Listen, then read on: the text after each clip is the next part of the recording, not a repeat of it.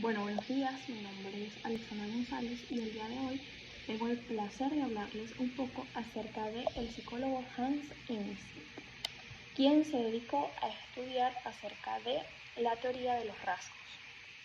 Bueno, primero empezaremos hablando sobre la perspectiva general de la teoría de los rasgos basada en la biología. La perspectiva de rasgos en la teoría de la personalidad explora los rasgos de personalidad y cuántos de ellos existen. Los rasgos de personalidad son elementos amplios de comportamiento que definen quiénes somos. A continuación, presento algunas de las perspectivas relevantes basadas en la biología. Gordon Allport. Allport creía que las personalidades son únicas y clasificó más de 18.000 palabras para describir la personalidad. Categorizó los rasgos en tres únicas dimensiones principales: rasgos cardinales, que son fundamentales para la dirección de la vida de una persona; los rasgos centrales, que son características que los demás esperan de nosotros en la vida cotidiana; los rasgos secundarios, que se manifiestan solo en situaciones específicas. Bueno, luego tenemos a Raymond Cattell, que utilizó el análisis factorial de los rasgos de la personalidad en 16 categorías.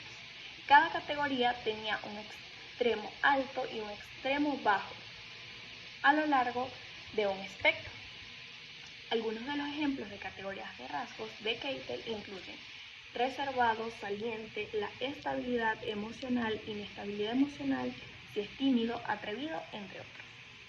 Tenemos también a Hans Eysenck, que es de quien estamos hablando el día de hoy, que dividió los rasgos en tres dimensiones amplias, que él creía que estaban determinadas biológicamente: el neuroticismo, relacionado con la estabilidad emocional; la extraversión, relacionado con la sociabilidad y la búsqueda de estimulación, y su enfoque se basó en análisis estadísticos y la influencia de factores biológicos.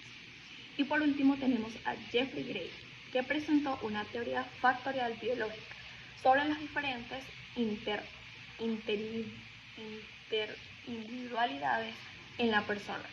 Según su modelo, estas diferencias se deben a mecanismos biológicos relacionados con reacciones al reforzamiento y al castigo en situaciones novedosas. En resumen, estas perspectivas nos ayudan a comprender cómo los rasgos de la personalidad se relacionan con la biología y cómo influyen en nuestras acciones y respuestas ante el mundo. Ahora estaremos hablando un poco acerca de la biografía de Hans Eysenck, quien nació el 4 de marzo del año 1916 y creció en Londres. Fue un gran psicólogo inglés de origen alemán. Su carrera se desarrolló principalmente en Gran Bretaña y a continuación hablaremos un poco acerca de su biografía. Nació en Berlín, en Alemania, el 4 de marzo de 1916, como ya lo dije, y creció en esta ciudad hasta 1934. Allí sus padres se separaron debido a que tuvieron que huir por la situación de este país y tuvieron que huir a Reino Unido. Ahí creció con su abuela, quien le proporcionó una educación llena de conocimientos. En Londres comenzó sus estudios de psicología en la Universidad de Londres y posteriormente ejerció como psicólogo clínico y se desempeñó funciones de gestión en el Instituto de Psiquiatría. Algunas de sus contribuciones a la psicología fueron que fue principalmente su modelo de PEN de la personalidad.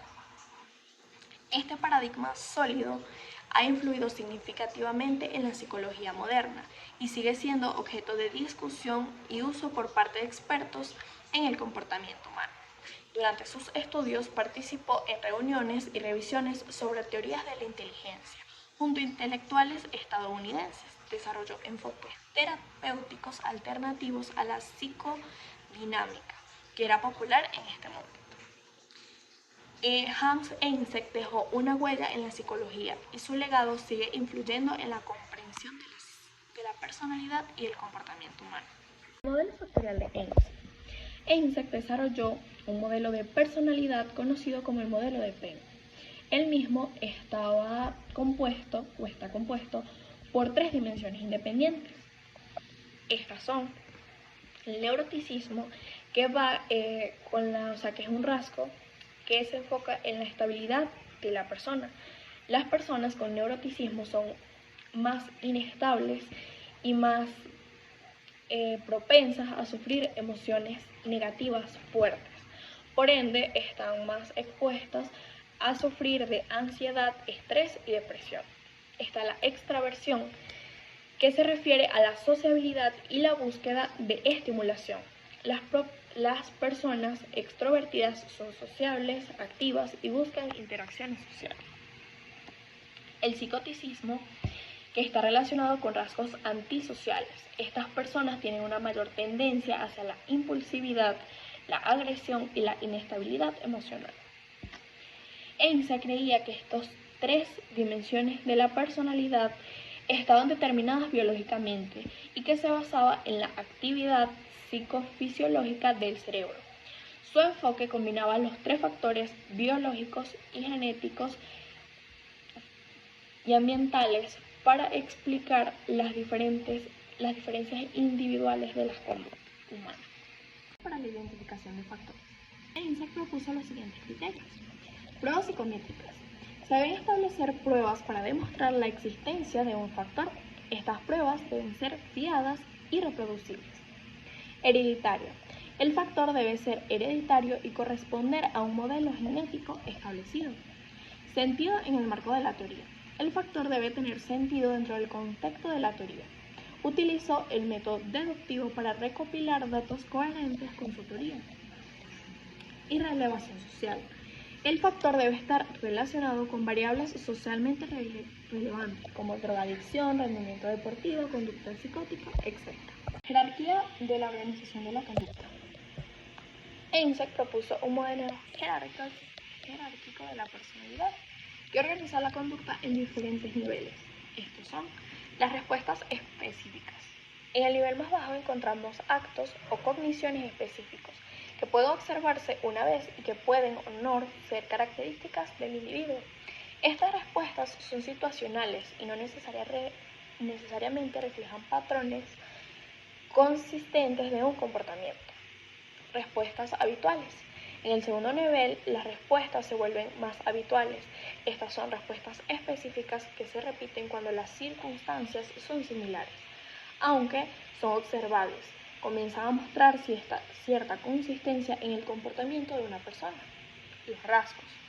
El tercer nivel implica rasgos. Los rasgos son constructos teóricos basados en las interrelaciones entre respuestas habituales que sí son observables. Estos rasgos representan patrones más estables y consistentes en el comportamiento de una persona. Y el nivel más alto,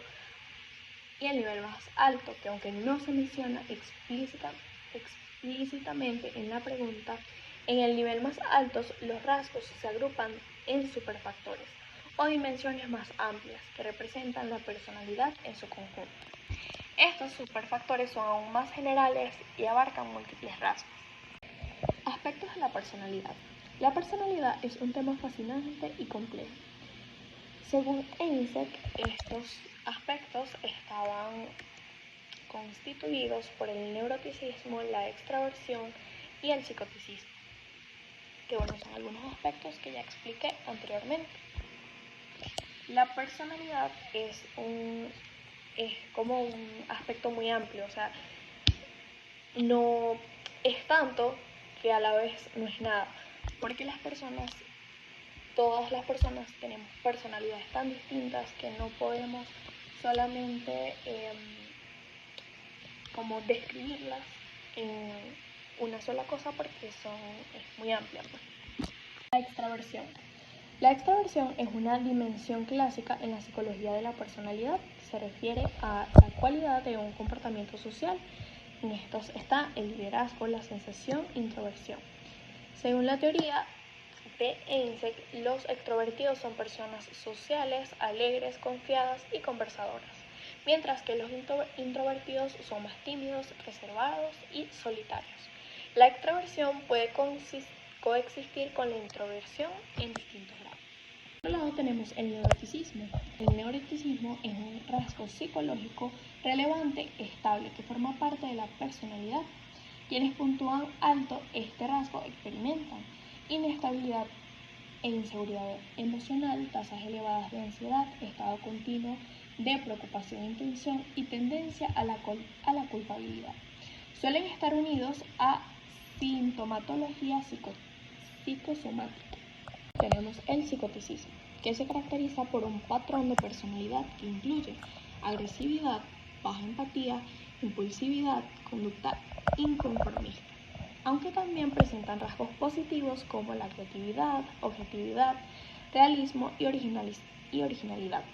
Suelen ser fríos, egocéntricos e irresponsables. Según ENSET, el psicoticismo sigue una curva normal en la población, con la mayoría en un nivel moderado y menos personas en los extremos psicopatológicos. Es importante destacar que la teoría de ENSET ha sido objeto de críticas y la relación entre el psicoticismo y la predisposición genética a la psicosis no está completamente establecida, aunque este rasgo puede ser relevante en la comprensión de la personalidad, su interpretación y su aplicación requiere consideración cuidadosa.